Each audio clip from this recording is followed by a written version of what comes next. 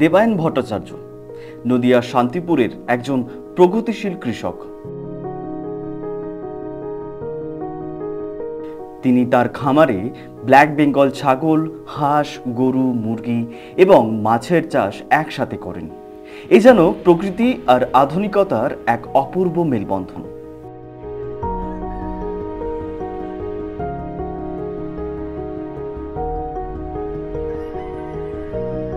দেবায়ন ভট্টাচার্যের এই উদ্ভাবনী চাষাবাদ পদ্ধতি তার খামারকে করে তুলেছে সমৃদ্ধ ও সফল।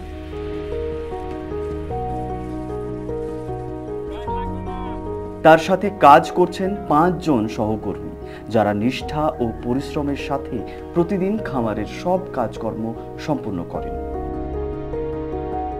আমার এখানে দায়িত্ব আছে, হাঁস আছে, ছাগল আছে, মুরগি আছে, এবার দেখাশোনার দায়িত্ব একটা আছে।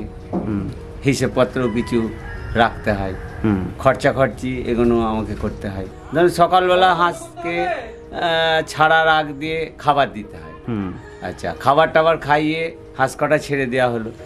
এবার যে ডিমটা ধরেন পেরেছে সেই ডিমটা আমরা গুছিয়ে এক জায়গায় এনে রাখলাম। আবার দুপুরবেলা ধরেন কি সন্ধ্যের আগ দিয়ে খাবারটা রেডি করে দিয়ে আবার খাবার দিতে হয়। 2বার খাবার দিই আমরা। দিয়ে আপনার দরজাটা খুলে দিলাম, পুকুর তো ছাড়া থাকলো, এমনি 1টা, 1.5টা, 2টো এরকম টাইমে হাঁস ছেড়ে দেওয়া হয়।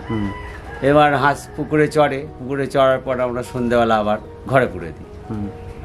আর মুরগিকেও ধরেন 2বার খেতে দিতে হয়। সকালবেলা একবার খেতে দিতে হয় পরিষ্কার পরিচ্ছন্ন করে, আবার সন্ধ্যেবেলা একবার, মানে সন্ধ্যে বলতে বিকালবেলা একবার খেতে দিতে হয়। দুপুরবেলা ডিমটা কুড়িয়ে নিয়ে আসা হয়। তার এই উদ্যোগ সমগ্র কৃষক সম্প্রদায়ের জন্য এক দৃষ্টান্ত স্বরূপ। দেবায়ন ভট্টাচার্যের হাসি মুখ আর আন্তরিক অভ্যর্থনা আমাদের মন ভরিয়ে দিয়েছে। প্রকৃতি ও আধুনিকতার এই অপূর্ব সংমিশ্রণে দেবায়ন ভট্টাচার্য আমাদের দেখাচ্ছেন কৃষির এক নতুন দিশা। তার এই প্রয়াস আমাদের সবার জন্য অনুপ্রেরণা যোগায়। আমরা তার এই অনন্য প্রচেষ্টাকে কুর্নিশ জানাই। আমাদের হাঁসগুলো চড়ে বেড়াচ্ছে পুকুরে। আমি দেবায়ন ভট্টাচার্য, আমি হচ্ছে প্রগতি উদ্যোগ ফিনান্সিয়াল অ্যান্ড চ্যারিটেবল ট্রাস্টের ফাউন্ডার সেক্রেটারি। তো আমাদের প্রতিষ্ঠান আমাদের জেলায় যে ক্ষুদ্র তন্তুবায় আছে, তাঁত শিল্পী আছে, তাদেরকে আমরা ফিনান্স করি আর্থিকভাবে, তাদেরকে স্বনির্ভর করার উদ্দেশ্যে। তো সেটা 2013 সালে থেকে আমরা লাইসেন্স নিয়ে কাজ করছি এইভাবে। তো করোনা পরিস্থিতি শুরু হওয়ার পর থেকেই সত্যিকারের কথা তাঁতের বাজার ভীষণ খারাপ দিকে, আজও তাই, খুব খারাপ। তো করোনার পর থেকে আমরা সিদ্ধান্ত নিয়েছিলাম যে আমাদের বিকল্প কিছু একটা করতে হবে, কারণ আমাদের এখানে ওই সময় গ্রুপগুলো আমাদের কমে আছে। মানে মেনলি আমরা জয়েন্ট লাইবিলিটি গ্রুপ তৈরি করে আমরা লোন টোন দেই মহিলাদেরকে স্বনির্ভর করার জন্য। তো করোনা পরিস্থিতিতে যখন চরম ক্ষতিগ্রস্তর মুখে হয় আমাদের মানে কাস্টমাররা, তো তখন আমরা সিদ্ধান্ত নিই কি করা যায়, এমন কিছু করতে হবে যে আমাদের এখানে যারা কর্মী রয়েছে তাদের যেন কর্মসংস্থান নষ্ট না হয়, রুটি রুজির ব্যাপারটা নষ্ট না হয়।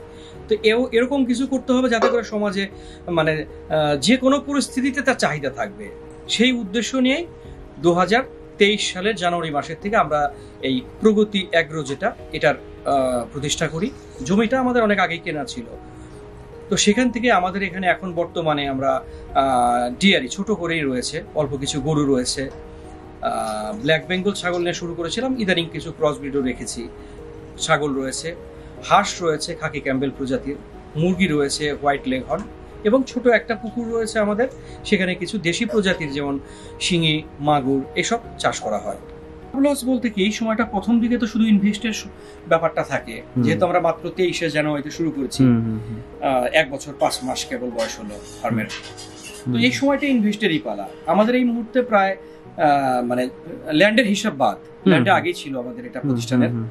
তো আমরা এখানে 37 লক্ষ টাকার মতো ইতিমধ্যে ইনভেস্ট করেছি, কারণ প্রাথমিক জায়গাটা এই জমিটা অনেকটা নিচু ছিল, তাকে মানে ব্যবহারের উপযুক্ত করে তোলা, পরিকাঠামো তৈরি করা।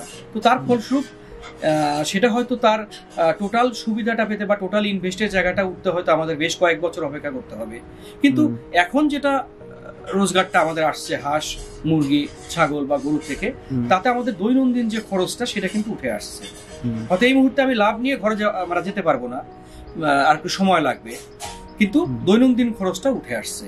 তার সেদিক থেকে আমাদের কোনো অসুবিধা হচ্ছে না, শিখছি এবং এগোচ্ছি। যদি কেউ মনে করে আমি আজকে ইনভেস্ট করলাম, আগামীকাল থেকে আমার রোজগার দরকার, তাহলে আমি বলবো যে যদি আপনার পর্যাপ্ত ঘাসের ব্যবস্থা থাকে, কাঁচা সবুজ ঘাসের ব্যবস্থা থাকে, তাহলে বলবো আপনি গরুতে ইনভেস্ট করুন। কারণ গরু যদি দুগ্ধবতী গরু আমরা নিতে পারি, আজকে কিনলাম মানে ও আজকের থেকেই বা আগামীকাল থেকেই কিন্তু ও পয়সা দেওয়া শুরু করবে। যে একটা গরুর পেছনে হয়তো দেখা গেলো একটা গরু মানে এখন আর শুধু আমাদের শুধুমাত্র দেশি প্রজাতি নিয়ে করলে আমরা কিন্তু সত্যিকারের কথা সেইভাবে আমরা লাভের চোখটা দেখতে পাচ্ছি না, লাভটা আমাদের নজরে আসছে না। কিন্তু যদি একটু ক্রস ব্রিড করি, যেটা আমাদের দেশির সঙ্গে, যেটা শাহিওয়াল বা গির বা থারপারকার এর সঙ্গে যেটা আমাদের ক্রস জার্সির সঙ্গে যদি ক্রস করানো যায়, তাহলে সেই গরুগুলো কিন্তু রেজাল্ট ভালো আসছে। মোটামুটি পার ডে 15 লিটার বা তার আশপাশে দুধ দিতে পারে। সেই দিক থেকে যদি বলি যে একটা গরুর লোক যদি 5টা গরু নিয়ে কাজ করতে পারে, তাহলে তার কিন্তু সংসারের খরচ 100% ওঠার পরেও সে 2-4 টাকা লাভের মুখও দেখতে পারবে। ঝুঁকির প্রবণতাটা যদি একসঙ্গে অনেক কয়টা জিনিস থাকে, তাহলে কিন্তু ঝুঁকির প্রবণতাটা অনেকটা কমে যায়। কারণ একটা দিক সমস্যা তৈরি হলে আর একটা দিক ব্যাকআপ দিতে পারে। সব সময় একটা রোজগারের রাস্তা থাকে, প্রতিনিয়ত একটা রোজগারের রাস্তা থাকে, যেটা আপনাকে হয়তো একটা ফার্স্ট টাইম হয়তো আপনি ইনভেস্ট করে আপনার সমস্ত টাকা হয়তো ব্যয় করে দিলেন, কিন্তু তারপর যদি সঙ্গে সঙ্গে সেখান থেকে রোজগারের একটা জায়গা শুরু হয়ে যায়, তাহলে কিন্তু আর অসুবিধা হয় না। কিন্তু সেই কারণেই বলবো যে একসঙ্গে অনেক কটা আইটেম নিয়ে কাজ করতে পারে যদি তার জায়গা থাকে, পর্যাপ্ত জায়গা থাকে।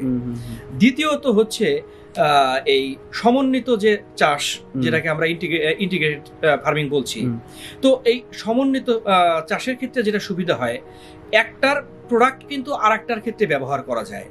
যেমন ধরুন আমার এখানে ছাগল রয়েছে, গরু রয়েছে, তো গরু ছাগল রয়েছে, আমি কিন্তু পর্যাপ্ত পরিমাণে ঘাস চাষ করছি। তাহলে ঘাস চাষ করতে গেলে কিন্তু আমাকে রাসায়নিক সারের বাদ দিয়ে আমি কিন্তু জৈব সারের উপরটা প্রাধান্য বেশি দেই। এই যে এদের যে বর্জ্য পদার্থটা, হাঁসের বলুন, মুরগির বলুন, গরুর বলুন, এদের যে বর্জ্য পদার্থটা, সেটাকে কিন্তু আমার যে জৈব সার তৈরি হচ্ছে, সেটাই আমার ঘাস চাষের ক্ষেত্রে উপাদানে কাজে লাগছে। মাছের ক্ষেত্রে কিন্তু এই গোবরটাকেই প্রসেসিং করে যখন আমরা দিচ্ছি, সেই জায়গাটা কিন্তু মাছের ক্ষেত্রে তার খাবার হিসেবে উৎপন্ন হয়ে যাচ্ছে। আমাকে বাইরের খাবারটা কম নিলেও চলছে, মাছের ক্ষেত্রেও সেটা কাজে লাগছে। তো এইভাবে একটার সঙ্গে কিন্তু পরিপূরক হিসেবে কাজ করতে পারে, এটা সুবিধা হয়। নতুন যারা করতে চাচ্ছে তাদের একটাই বলবো যে প্রথমে সঠিক জায়গা, সরকারি, কেন্দ্রীয় সরকার বলি, রাজ্য সরকারি বলি, এরা বিভিন্ন জায়গায় কিন্তু আমাদেরকে প্রপার ট্রেনিং দেওয়ার জন্য ইনস্টিটিউট খুলে রেখেছেন। শুধুমাত্র আমরা আমাদের যদি একটু চোখ খুলে রাখি, একটু চোখ কান খুলে রেখে যদি একটু খোঁজ খবর নিতে পারি, তাহলে সেই সব জায়গা থেকে, যেটা আমি বললাম বিসিকেবি রয়েছে, আমাদের কেভিকে, সেটা বিসিকেবির আন্ডারেও রয়েছে, আমাদের এনডিআরআই এর আন্ডারেও কেভিকে রয়েছে। সেই সব জায়গা থেকে যদি আমরা প্রপার ট্রেনিংটা নিতে পারি, প্রপার ট্রেনিং নিয়ে এসে যদি কাজ করতে পারি, তাহলে কিন্তু 1 নম্বর অন্যের উপর নির্ভর করতে হয় না, নিজের কাজটা নিজে করা যায়, ছোট আকারেও শুরু করা যায়, এটা একটা সুবিধা। 2 নম্বর, নিজে কাজটা বুঝে করতে পারলে লসের সম্ভাবনাটা অনেকটা কমে যায় এবং কোনো সমস্যা আসলে সেটাকে খুব তাড়াতাড়ি মোকাবেলা করা যায়। এর জন্যই বলবো নতুন আমাদের কৃষক বন্ধু যারা আসতে চাচ্ছেন, যে তারা প্রপার ট্রেনিংটা নিয়ে যেন কাজটা শুরু করেন।